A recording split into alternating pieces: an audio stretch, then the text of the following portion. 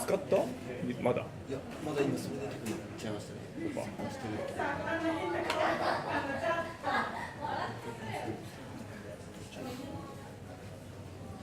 次のスピーカーは次はおっと、とりあえずスライドがある。 USB が刺さってまんまだな。ちょっと待って、USB がアハサヌイさん。これ、これ私は多分リーダーさんのやつだ。 I'm fine. どうしようかな。 His friend said he wouldn't be here. We just hope he turns up on time for his presentation. He might have to shorten his presentation.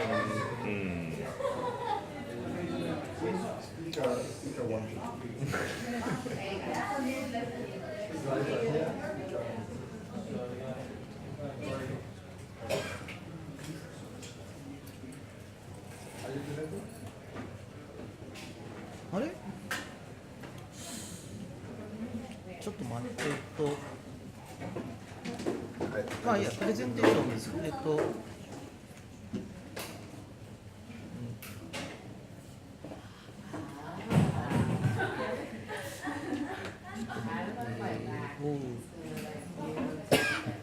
What is my presentation?あの PPT。 PPT? This is yours? No? Not PDF. Not PDF? I already put the PPT.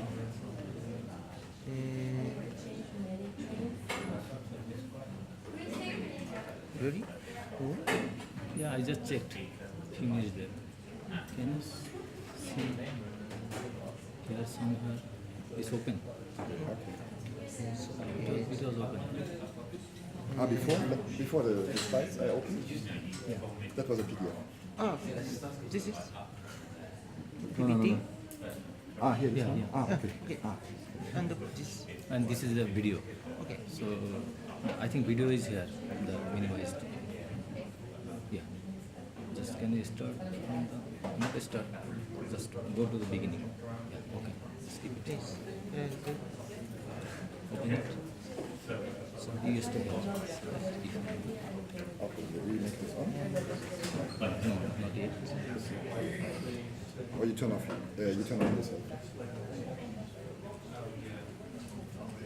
And then play, right? Select this.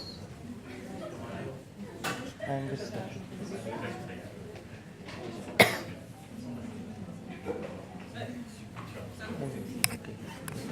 Okay.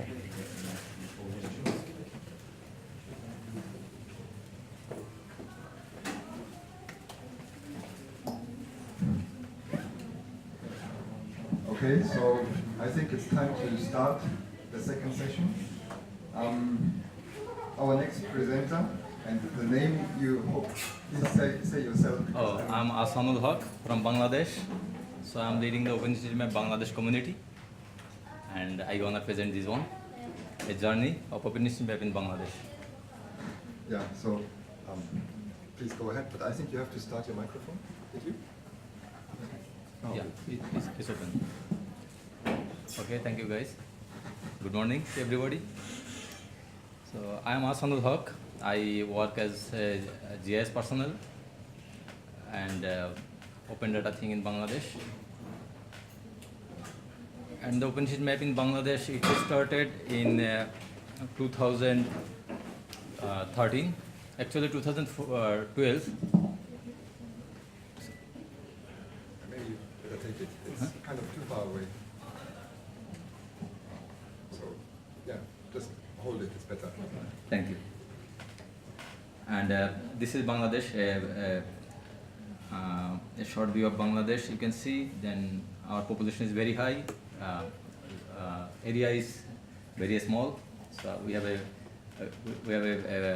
very high population density, but a very beautiful country, except the capital.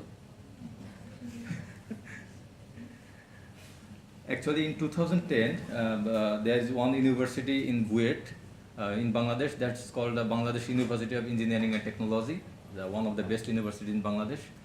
Some students from computer science department In that university, they as their thesis project, they created one application, mobile application, and they did some mapping that time. After that, nobody worked on the OSM 2 or 3 years. And then I came back from after finishing my degree in the country. Then I started this community. I started campaigning for the open data and OpenStreetMap thing to the community, in the different level, from students to government and many levels. It's a good journey actually, and sometimes tough and challenging. And then 2013, through a Open Cities project in the World Bank, they are doing one piloting in Kathmandu and Colombo, and then in Bangladesh, the dense part of and vulnerable part of Dhaka City Corporation, that is called in the capital, as a hugely dense city, and the old Dhaka city. There are a lot of vulnerable buildings there, so they did some piloting there. That time we trained 20 students from Buet Engineering University, and then we mapped that area. All the buildings were mapped that time. And then in 2014, I started giving training to different personnel and different universities.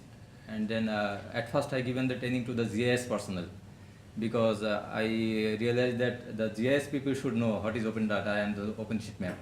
They should know first, then it will grow faster. And some university students, they also got the training, and then we from the community, OpenStreetMap Bangladesh community. And then the missing maps project came in Dhaka for doing some mapping in a vulnerable leather processing area, and there are a lot of health hazards on those areas. Then we helped our Bangladesh community, we helped the missing maps group, and we mapped that area within 20 days. And we also mapped some other area in the same time. And in 2015,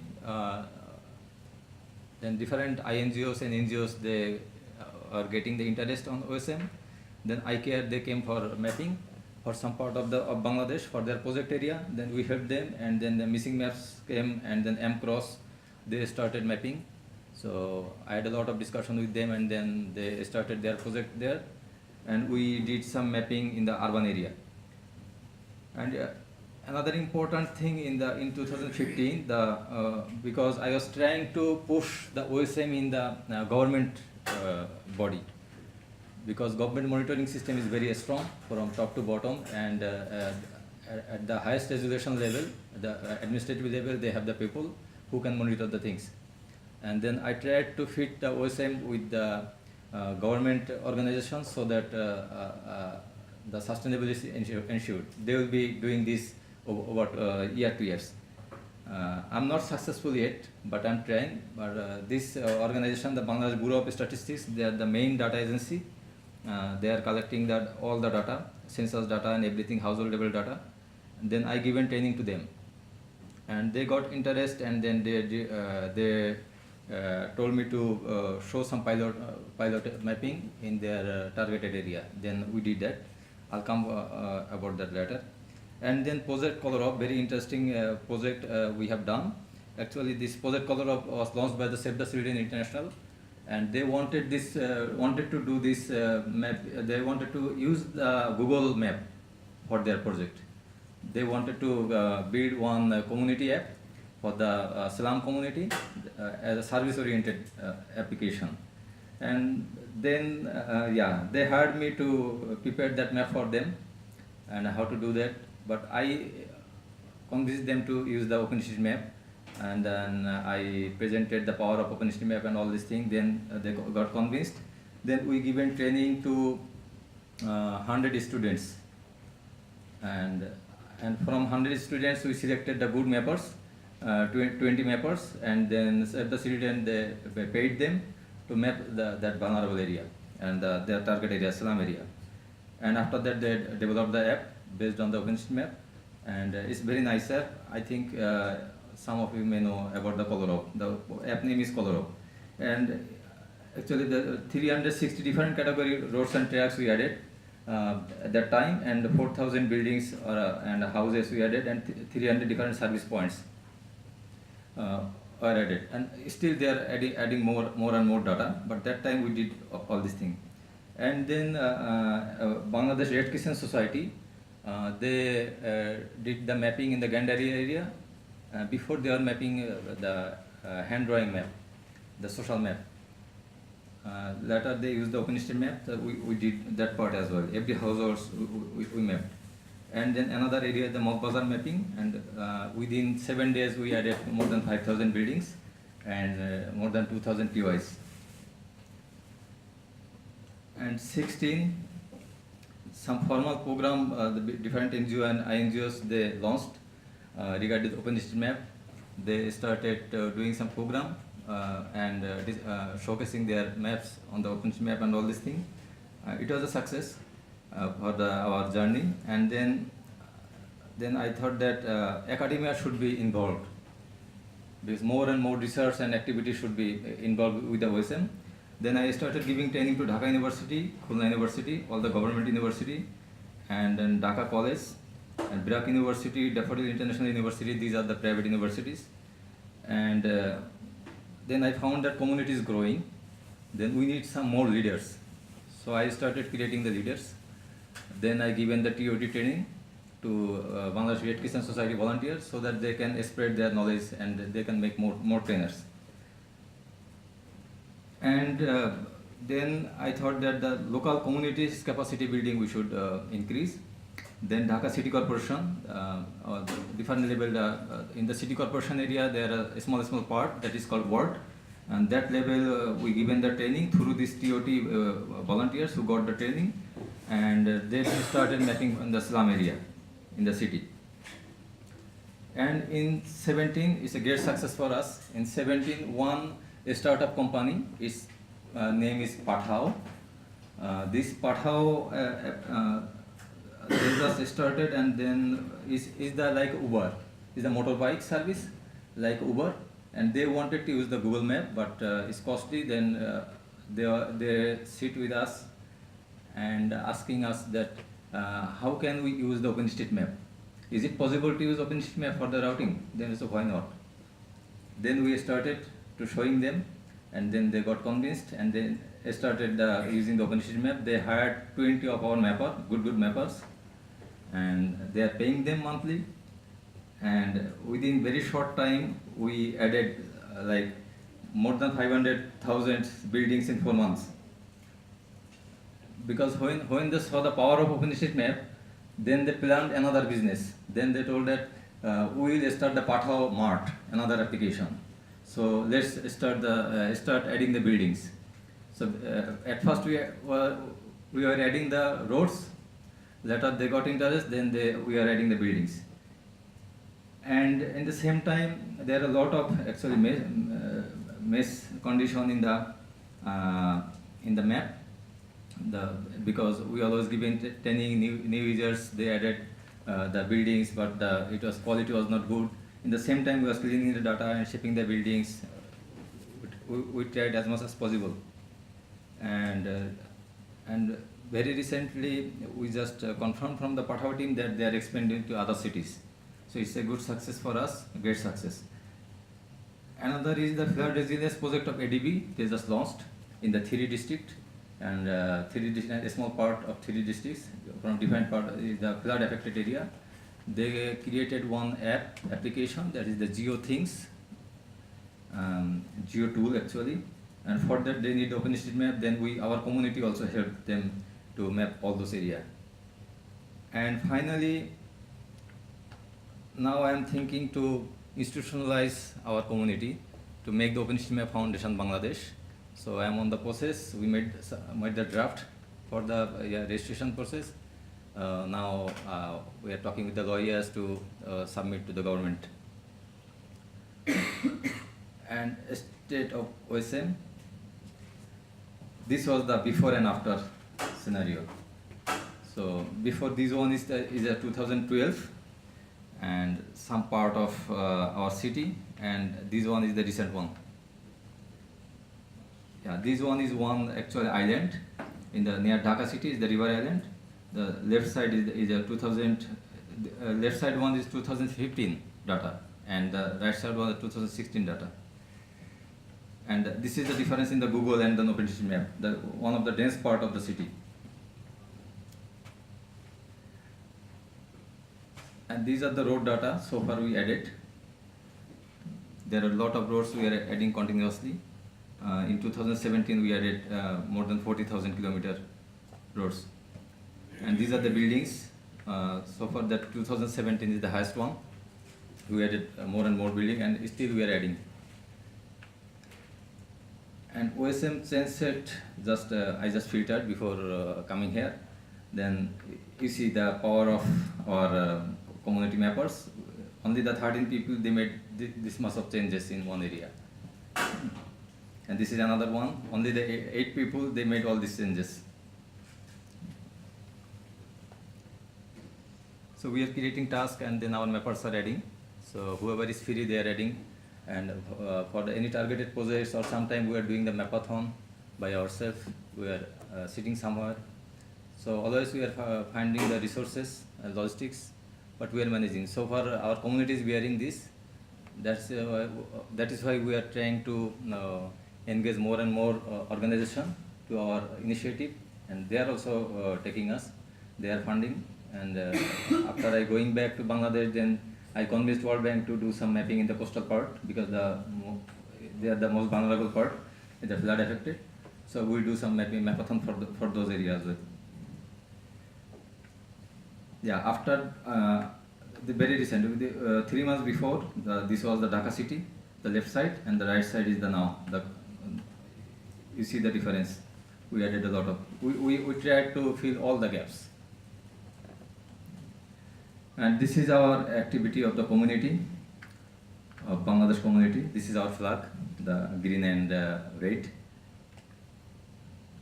Lot of activities. And this is one just summary. We did some mapping in different area. No, these are our, this is our some of our mappers. You see, they are on the top list. Even in the hotboard, our mappers are always on top in the hotboard. Shah Sharia, and then Sham Sarko, all these are the names you are seeing. So those are all from Bangladesh. They are very passionate. And these are the some projects we already have done with different organizations, and how many area we covered, and how many population got benefit from the, just a summary I just made for this presentation. And then community development, yeah, the journey I started from 2013 to so far, and there is always challenges. Challenges I always found that the economic condition of the mappers, because most of them are students, so they have to live, and they are studying. Most of the training I given in the Dhaka city, very few I given out of the Dhaka, the capital, in some other universities, but they cannot do it all the time. That means they need some motivation, some support. That is why after some time they are losing the interest. And another is the mindset of the personal organization. That's very important I found. That is what is the power of open data, why we should promote the open data, we should use the open data, OpenStreetMap. That's mindset at first we should finalize. Otherwise, the open data movement cannot go forward. I found that most of the organizations, they don't believe in open data, and then they don't want to share the data. The $1 million we are spending to creating the data, but after finishing the project, all the data are in the drawer, keeping in the drawer, and after 2 or 3 years, they are dumping it somewhere. So all are waste. And then data sharing policy is very important. I think it's depend on the government. Our government is almost all the Asian countries, governments are not so open to data sharing to public.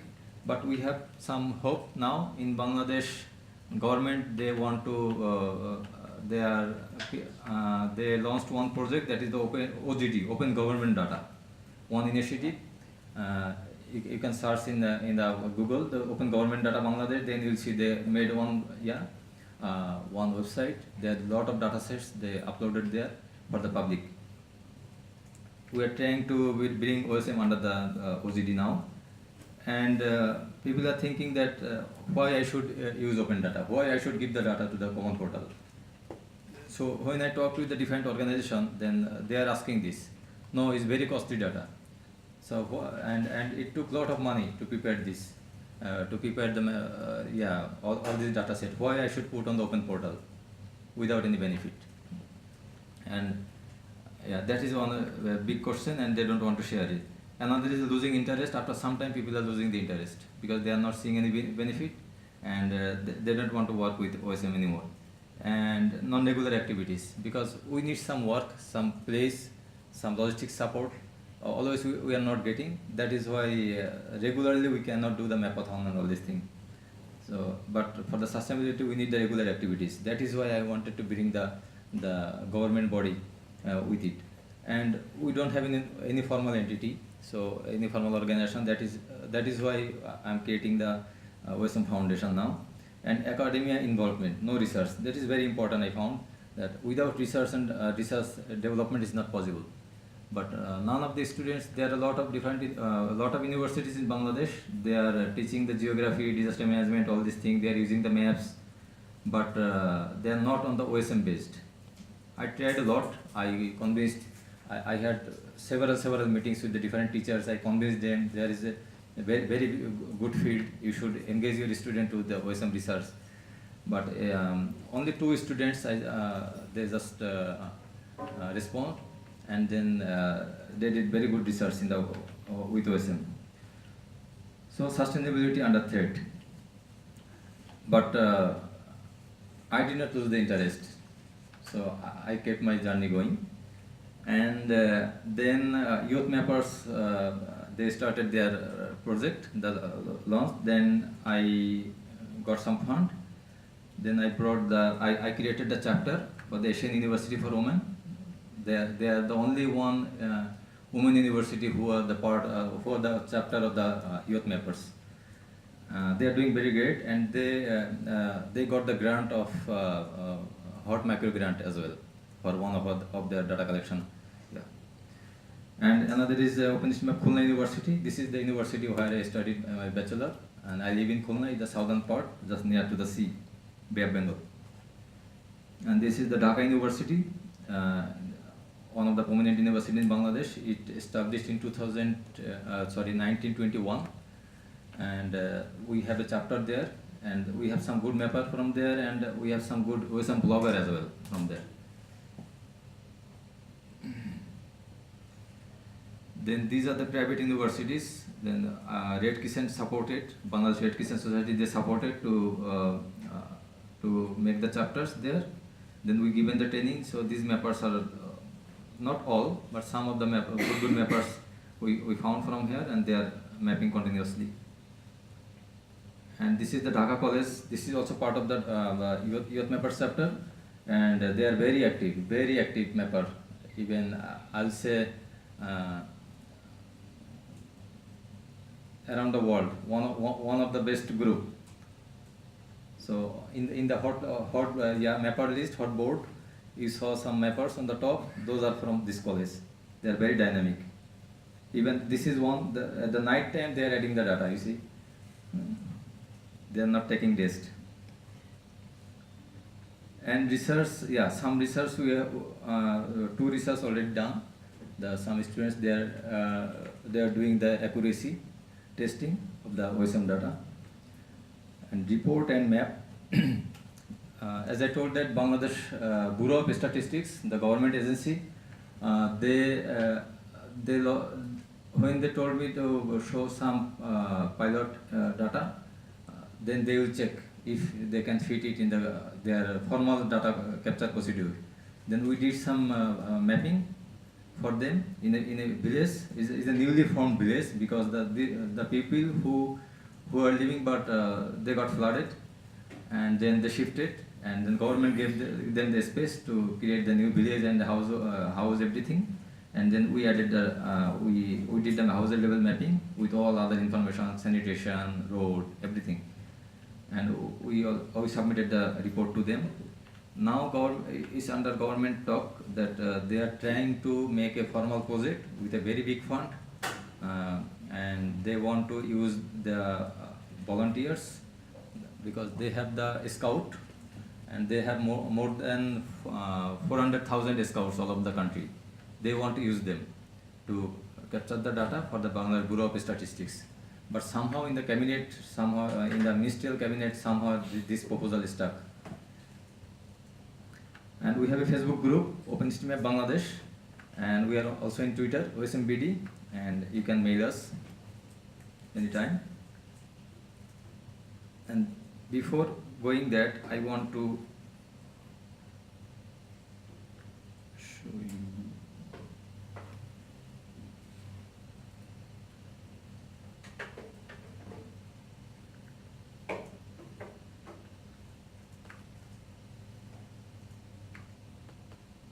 One of our mapper,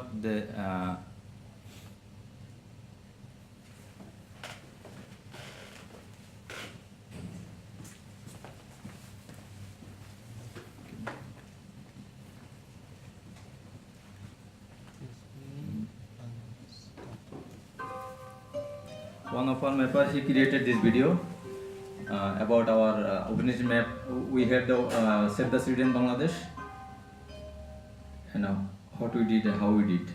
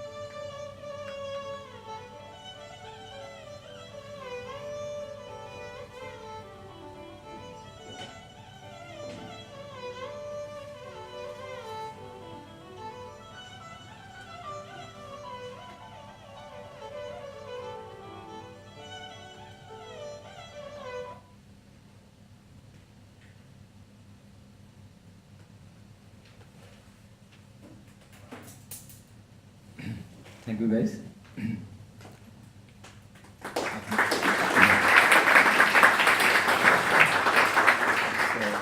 Before finishing, so I just want to show you that we are formalizing our OpenStreetMap community. So we are creating the foundation, and we are hoping that within 2 or 3 months we'll get the registration. And we have the same mission like the open data and OSM things. And we are approaching to the open data ecosystem in Bangladesh. That is the OSM data that different agency, donors, academic communities all will be engaged, and we'll share with the Open Government Data Initiative of Bangladesh government. So this is me, Ahasanul Hoque. Recently I just got elected as a vice chair of HOT, vice president, and I work as a consultant in different organization. And that's me. You can mail me, or you can tweet me, or connect me on Facebook. Thank you very much for listening.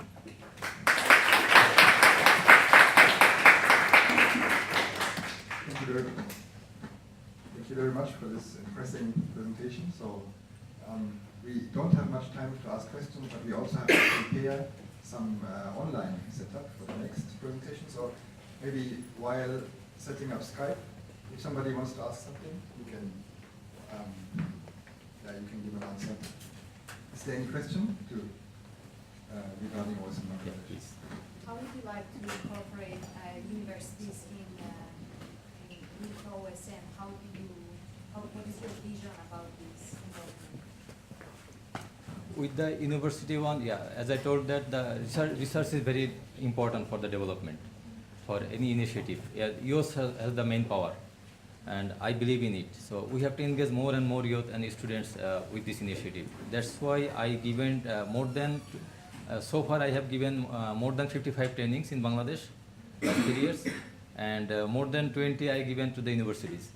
And I want to engage more and more students. My vision is that we have to create the open data soldiers, the OSM soldiers, who will make the changes not in the country, globally. And that's we already seen that in the hot board and the Mapillary, all are students, no one is professional there. And my plan is that the university teachers will get more convinced. All the university will have one chapter, they will collaborate with each other, and not only the in-country, but the outside as well. Other youth mappers chapter, other global different youth groups, different groups, they will exchange ideas, share the research projects and all these things. So my vision is very big, so I'm dreaming big. I hope one day it will go that level. Thank you. Great, thank you very much. Let's set up the Skype.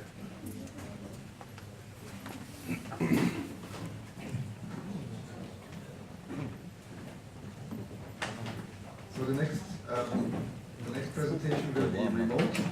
That means the speaker is here in the middle where the projector is. So it's a good idea to be close to the projector. And it's very good. It's also appreciated if everybody is very silent. Can you hear me? Yes, I can hear you. Okay. So wait a second.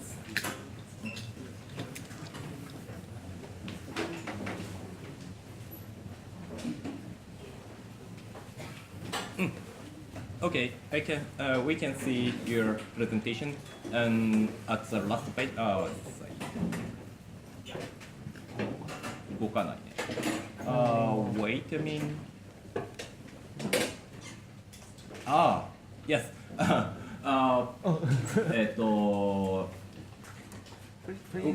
Please move the Skype window left side of yes. Yes, okay, Definitely. Okay, as you see, the next talk is remotely, so yeah, you have to listen to the speaker here, and it's a good idea to come more close. Yes, we are ready, and please talk with full of people at the room. Good afternoon, everyone. I'm Shravan. I'm an ambassador at Mapillary. I talking today about solving challenges using street level information in India. And I'll be covering most parts on how Mapillary is being used to map on OpenStreetMap.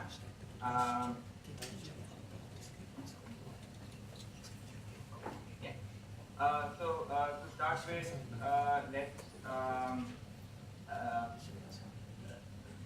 start with what's going on at Mapillary. So Mapillary is a computer vision company which is helping to kind of improve OpenStreetMap with its AI detection software. And with the AI capability of the software, we are improving our image detection day by day. The company is kind of committed to making better maps of images. And Mapillary's approach is centered around collaboration, openness, and computer vision. We also kind of are into sharing all the data. As you can see in this slide, everyone, including mapping companies, city authorities, local governments, they collect images to make better and precise maps. What you can see in this image is with the AI detection software, we can now detect buildings, stations, traffic lights, street lights, sidewalks, roads, everything. I would like to give you an example of Amsterdam, where around 800,000 images were collected by the city of Amsterdam and were then published in Mapillary. Now you can kind of see and detect crosswalks, you can detect benches, bikes, and you can play around with this interface by going online. I would kind of want to show you that this is how you can do it, but you can go online and then turn on the detections, and you'll get something like this, where you can turn on whatever you want to highlight on the map. You need to kind of zoom in. Now, Mapillary kind of provides you with 3 images from mapping on OpenStreetMap. So I'll just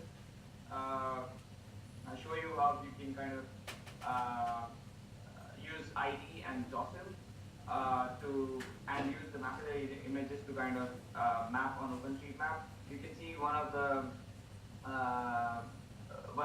examples that I've given here is that you can turn on the photo overlay and the traffic sign overlay when you're editing an ID, and you can see that all the images kind of pop up. You can then kind of use that images to map on OpenStreetMap. That's the same way on Joseph, but here you can also, you can clearly see that there's a tree that you can mark, there's a sign post, a stop sign that you can mark. So all these plugins, new plugins can help you kind of in mapping on OpenStreetMap. Now I'll just come to India. Okay, India is the 7th largest country in the world with 1.3 billion people, and you can see on the left side of your screen that as well as on the right that there's a huge potential of using Mapillary. Why so? Because it's the availability of Wi-Fi and the services. So the left, where you can see the blue map, it shows the Wi-Fi network, which are available throughout India. And on the right, you can see all the mobile networks, the 3G and the 4G connectivity in India. That kind of makes Mapillary's job Mapillary's job simple. I see a tremendous opportunity of using street level imagery in India. And why so? Because there are 4 main factors. I would say first is the availability of the smartphones with a very good camera, which ranges from $50 to $150. And I would say they have a very good camera. I've been using one. and it captures imagery, brilliantly. Then people use smartphones every day. As you can see on the screen, there are around 1.3 billion people with 462 million internet users. And then, as you can see, the penetration of social media users is around 13%, and then the mobile subscription is around 79%. So what I can see here is in next 5 to 10 years, people will be using more and more smartphones and more internet. It kind of is good for something like Mapillary and for OpenStreetMap as well. Okay, let's move on to the smartphone use. As you can see, there's 91% of people who are researching products. By products, you mean they can buy something or if they're doing any research. But you can also see that people use 95% of people search for local information on the phone. How you can kind of involve people into Mapillary here, and how you can, what I mean to say is how you can involve people into taking street level imagery. I would also like to kind of highlight the growth of internet users in India. And as you can see in the graph, the mobile internet users have kind of increased from 2012 to 2016 by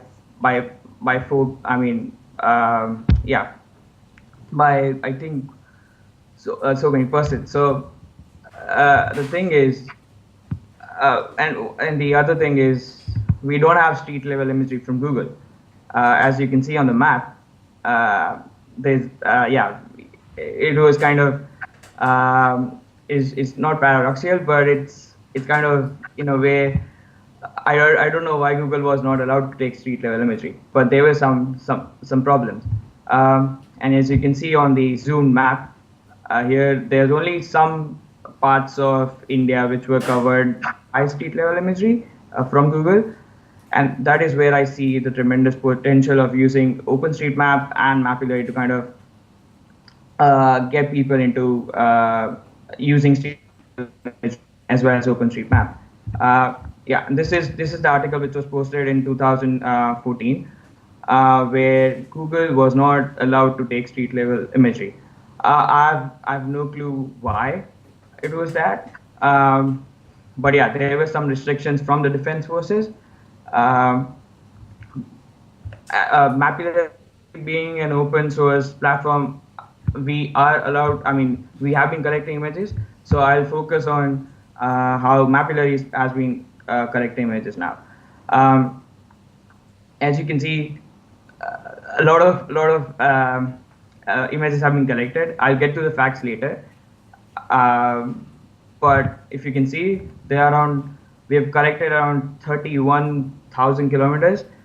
As you can see, some of the southern part has more images, as well as the northern and the western part. We are still connecting to the communities everywhere in India, but we just want to push this Mapillary thing forward so we can have a better image collection and street level imagery in India. This is an example which I want to give for Bangalore, where people have been collecting images on Mapillary, and then it has been used to kind of map the area really well. As you can see, all the details are also marked on OpenStreetMap. If you go on Google Maps and if you search for Indianagar, I don't think there's so much detail as OpenStreetMap has for the same area. So this can kind of shows how street level imagery, from a service like Mapillary, can be used to improve OpenStreetMap. And I will continue with Google Maps versus OpenStreetMap. And if you want to search, I'm pretty sure that you won't find any street level imagery in India with Google Maps. What is lacking is people in India are kind of reluctant on using Google Maps, and they don't have any, are not aware of any open source platforms like OpenStreetMap, and they are also not aware of Mapillary. So they rely heavily on kind of using Google Maps every day. And then there's a famous article by which was published in the Economist, which said that they it said that how Mapillary and Mapbox are going head to head with Google Maps, and I would say it would kind of work really well in India, because as I said earlier, there's zero availability of Street View imagery from Google Maps. So this is what I think is a good example in terms of how imagery can be used to solve challenges in India. And I would continue with some other cases. So there's this case where a lake in Bangalore was, black spots in Bangalore, the lake in Bangalore was mapped using Mapillary and OpenStreetMap. So this was done using, images were taken using Mapillary, and then the whole lake was kind of, the area around the lake was mapped using the images. And this is the kind of initiative which is like the crowdsourcing initiative, which is Mapillary and OpenStreetMap. But this is only limited to kind of very, very small amount of population who know about Mapillary and who know about OpenStreet. I would like to continue with this image where you can clearly see that I have the cars and the traffic signs. This is an image from India, and you can clearly see the yellow spot, which kind of detects the traffic signs. So I think there's a potential to kind of have an AI specifically for India, maybe not for India, but all the Asian countries. So this is what we can work on with Mapillary, and this can be used to kind of have the best, create the best maps, street map.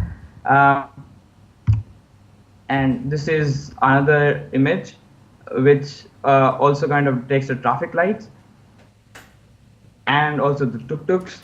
So yeah, you get my point, how AI detection and street level imagery can be used to improve a lot of, improve a lot of objects on maps, and kind of add more objects on maps on OpenStreetMap. And I will continue with the state of Mapillary in India. So there are around 20 active users in India and who have captured around 31,000 kilometers, which is around 1% of the total road network. But yes, there's a long way to go, and we kind of are working on it. I would like to have more users capturing images so that it can help in mapping as well as other applications. I would like to take this opportunity to kind of say that there are some programs run by Mapbox office in India where people, the employees there kind of do regular surveying around the areas in Bangalore using Mapillary. And we had a workshop last year where we kind of mapped the old city of Ahmedabad, and as you can see on the screenshot above that, how we kind of took images inside the old city. So it's and then we kind of used that to map the small areas, the small roads, and the buildings. Yeah, how Mapillary can be used to solve challenges in India. There are lot of challenges, but I really don't want to kind of talk about challenges. What I want to talk about is how Mapillary can be used is one of the application is to kind of map the unmapped areas. Example, there are some areas in Delhi which are mapped on OpenStreetMap or which might not be there on OpenStreetMap, and there are a lot of objects that need to be kind of added on OpenStreetMap. That is where Mapillary kind of comes in. Then the second application can be urban rural development, to keep a check on how the happening and how, I mean, what is the progress on urban rural development. So that is where Mapillary can be used. The third is city planning. I would like to kind of take this case of Epic, which is in Mexico, but that is, I mean, it's a case where Mapillary was used to kind of create plans, and Mapillary kind of was used to capture images, and then people kind of mapped on OpenStreetMap to create a plan of the city. I would also kind of like to say that, okay, road surveying, image detection with traffic sign detection is also a very good application, which kind of would, I mean, this is very important for India in terms of road surveying and transportation, where we want to kind of map all the roads with the signs. So that is one of the application. Tourism. I think if we have all the tourist spots on Mapillary, it would be really great to kind of just go, because we don't have Street View in India. It would be really great to kind of map as well as see all the tourist spots. So it can be a boon for tourism industry as well. Mapping remote regions. You can use Mapillary to kind of precisely map all the roads, and in case of disasters, you can always use the imagery plus the maps. So mapping remote regions in the north or in the northeast is a very good application where Mapillary and OpenStreetMap can be very useful. You all might be knowing about Nepal. So I'm not getting into it, but this is one of the application. Mapping university campuses. With Mapillary Edu, we are doing that, but I would like to get more students involved in this. This is a campus that we mapped in Ahmedabad last year. The campus has changed now, so I'll be mapping the campus again, and you can see on the left side of your screen that how I took the images, and then I used that images to kind of create a map of the campus. I would like to kind of conclude with this thing that you just need a camera or a smartphone, which is kind of available cheaply in India. It's very cheap to kind of buy a smartphone or a camera. You need a battery pack, you need a memory card, and a camera mount to kind of start using Mapillary. And so I see that there's a huge potential of using street level imagery to kind of improve maps as well as kind of solve challenges in India. And you can join Ed tomorrow at 3:15 to learn more about image detection with Mapillary, where you can ask him more questions. And that's it. And if you have any questions, I would really, I'm open for that. Thank you.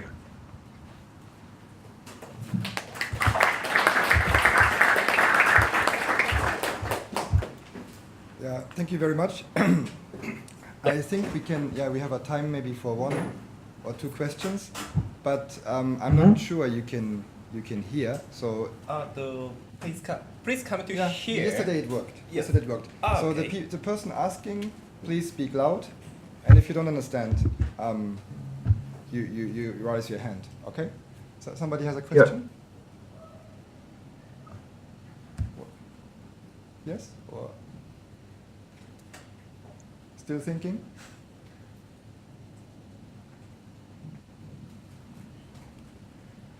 Okay, it seems there's no question so far. But I think, like you said, tomorrow there's a workshop, and I think that's a good opportunity to ask. So then thank you very much once more. I think it was really impressive to see, the result of what you can do with simple little small images taken from a normal smartphone. Thank you very much. Thanks. Okay, then I'm going to turn you off, and going to the next presenter. You can turn off the Skype entirely. No phone call. You have your slides here. Yeah.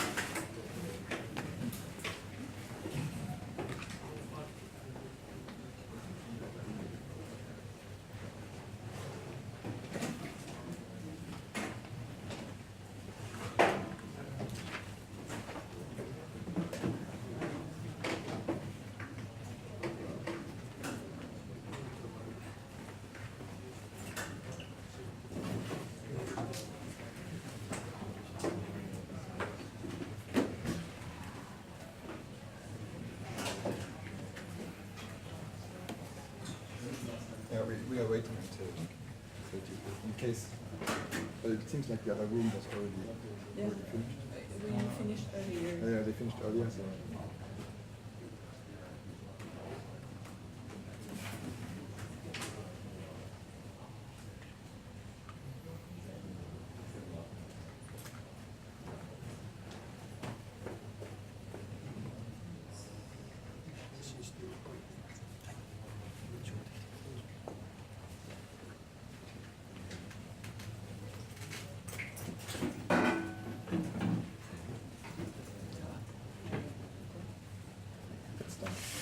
Okay, I think the other room already finished, I heard, so let's continue the next talk, the last one before lunch break.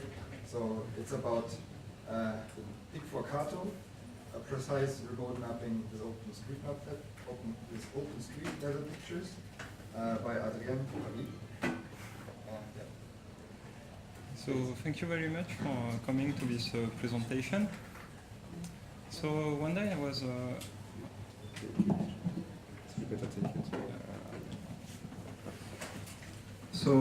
was wondering if it was possible to use street level pictures for doing remote mapping, because I was at my house and it was rainy outside, so doing some survey wasn't really an option. So I would like to, I was wanting to contribute, but using less picture. Because there are a lot of picture providers. You might know that there are Mapillary, OpenStreetMap, but you can also use Flickr geotagged pictures and also Wikimedia Commons ones. So why don't we use it? In fact, as there are several providers, it's kind of complicated to go to every website. For example, if you want to contribute over a given city, you have to go first on Mapillary, see all the pictures, then go to OpenStreetMap, see all the pictures, then go on Flickr, see that there are several licenses, so you don't know which pictures you can use because all are not compatible with OpenStreetMap license. And then go to Wikimedia Commons and see that you can't find easily all geotagged pictures, so it's not really efficient to do so for remote mapping.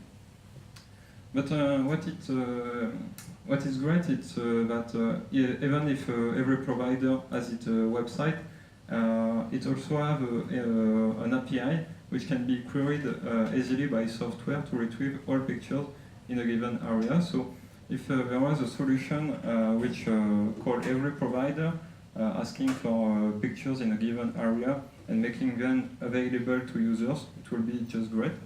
So it's exactly what Pic4Carto does. In fact, it is an online viewer of all street level pictures which are available under an open license. So you can find it at this given website or by searching on your favorite search engine. And it supports all the providers you can see here.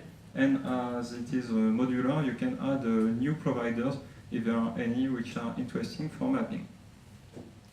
So how does it work concretely? You just go on your city and you will see a grid appear, and you can just click on one cell of the grid, and Pic4Carto will get all the pictures available in this area, and you can see it one by one from the most recent to the least recent, and just click on edit if you see something interesting to add on OpenStreetMap. So maybe it will be good to do a little live demonstration.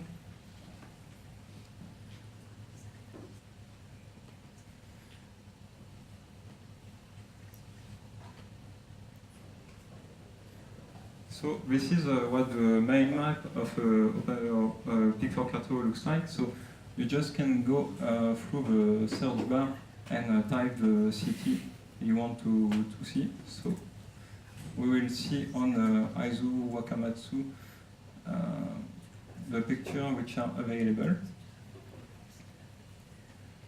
So you can just zoom in a bit to have a grid appear. So you can see that on the city there are a lot of pictures available.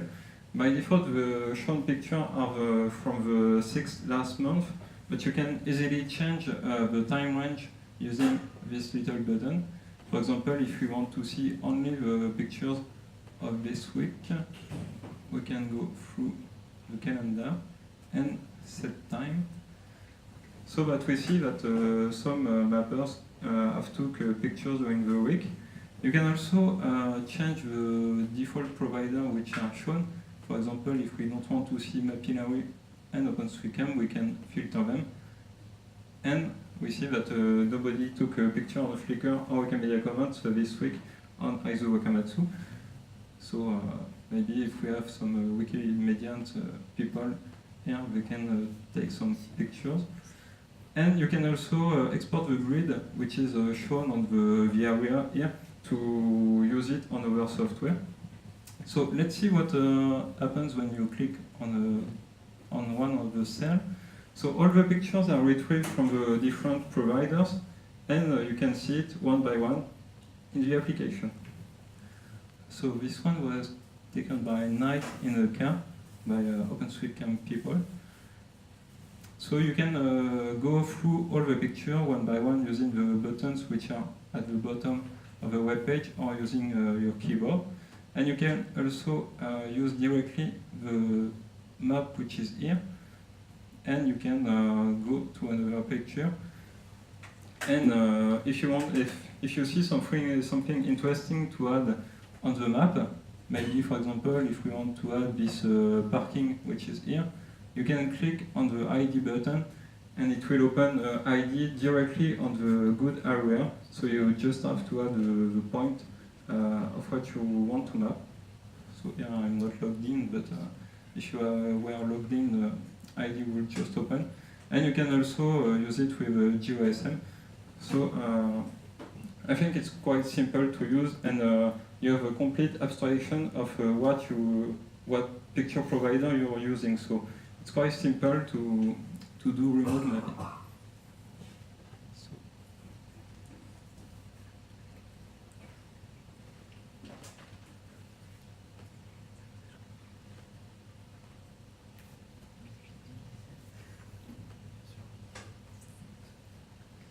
So as you've seen, we can use it for doing some mapping, but we can also use it for exploring places, because it's always interesting to see what the world looks like in a foreign country. So if, for example, you are going to an holiday trip and you want to see what the city you will be look like, you can just go on the map and see the pictures which are available. You can also use it to orient yourself, like if you are doing some bicycle and you want to see if there are secure bike lanes in the center of your city, you can just go browse the picture and see that there are in fact secure bike lanes. So there are several kinds of uses.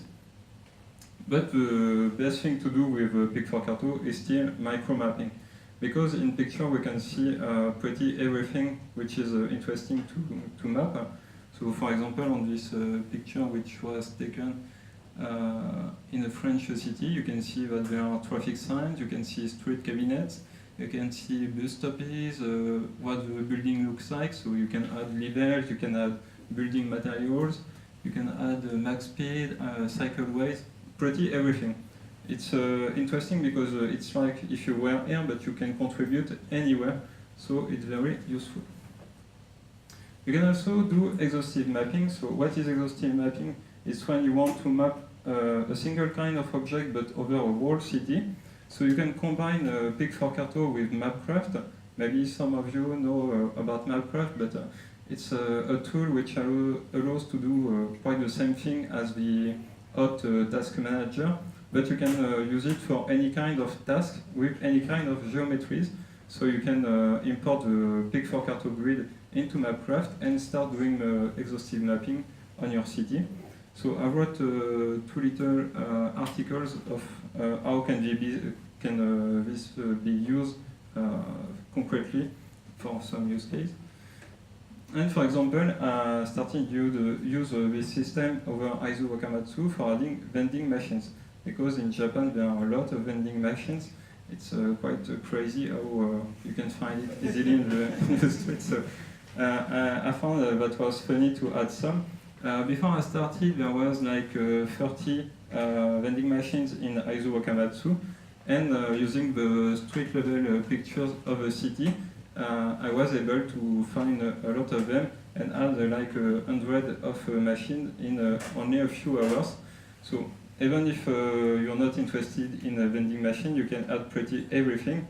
So that can be used for adding fire hydrants, that can be used to add benches, traffic signs, everything. For developers, you might be interested to know that the core part of Pic4Carto, the fetching all the pictures from the different providers, is available as a JavaScript library. So you can find it on this website, and it does something simple, meaning that if you want to get all pictures in a given area and a given time range, you can get them easily calling just one function, and you will have all the pictures retrieved in a standard way, so you can use it easily in any kind of web application. And if you're not really into web development, you can also use the HTTP API, which can be used in any kind of application. So you can call the public instance of Pic4Carto API, which is currently hosted by the French OpenStreetMap Association. So thanks to the association for hosting it. And you can also run your own instance because the code is open source. And it does the same thing as the JavaScript library, meaning you can retrieve all the pictures from all the providers easily. So we have seen what we can do now with Pic4Carto, but let's think about the future. So using street level pictures is interesting for contextualizing maps, because not all the people are really into maps, so showing street pictures can be helpful to help people orient themselves.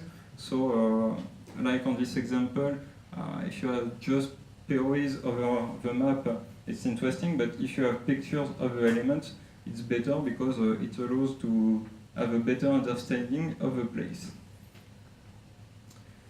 It could also be used to make OpenStreetMap contribution easier.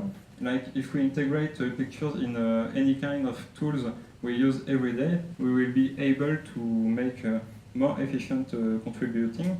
So imagine you are using Overpass Turbo for retrieving all the bicycle parking which don't have a capacity tag.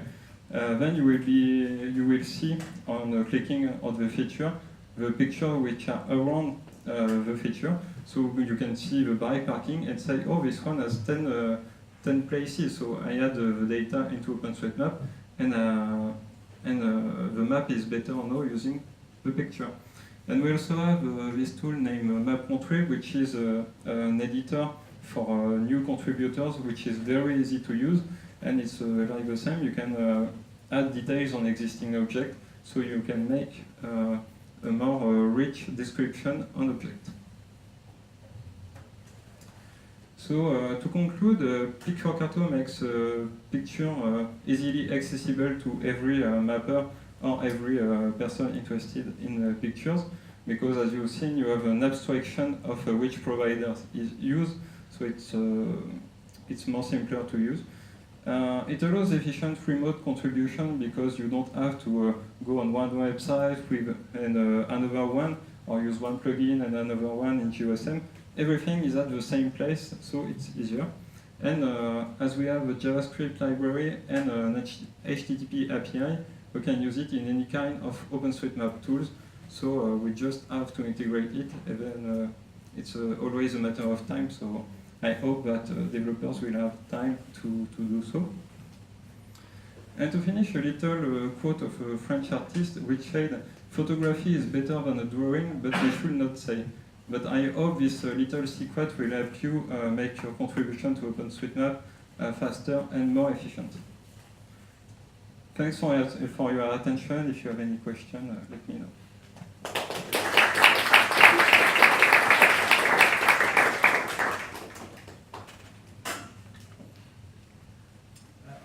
Why you decide to group them into grids rather than simply showing all the photos as markers on map?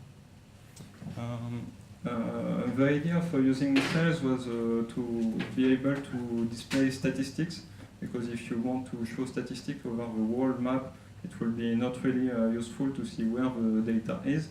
And the idea is also to limit calls to API to not retrieve too much data in one time.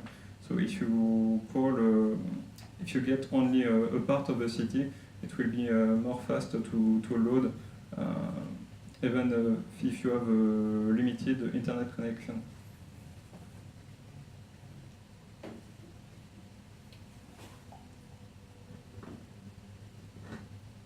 Someone else?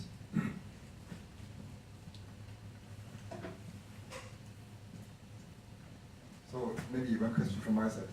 So these APIs you are using now, they are kind of stable, or is it do you always have to update them? No, the API is stable. You can use it. You can use it easily. There is a documentation, and the format of the API will not change. Maybe new features will be added, but it will be stable in the time, so it can be used like for doing a GeoSM plugin or something. It should be great.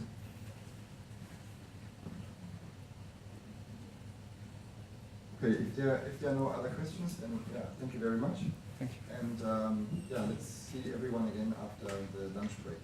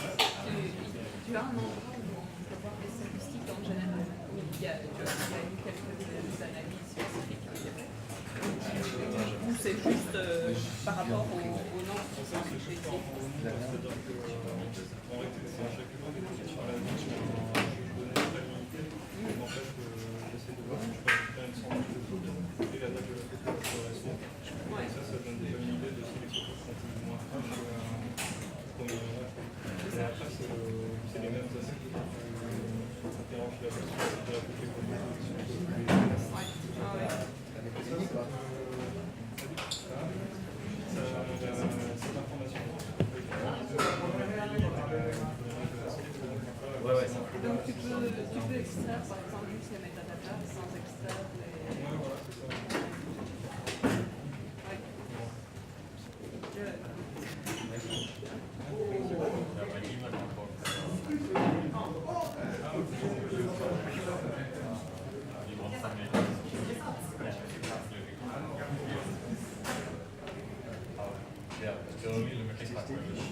I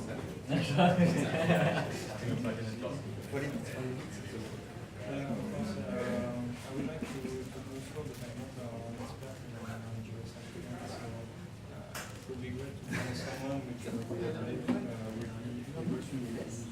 maybe if I not Imagery plugin also is Not the technology.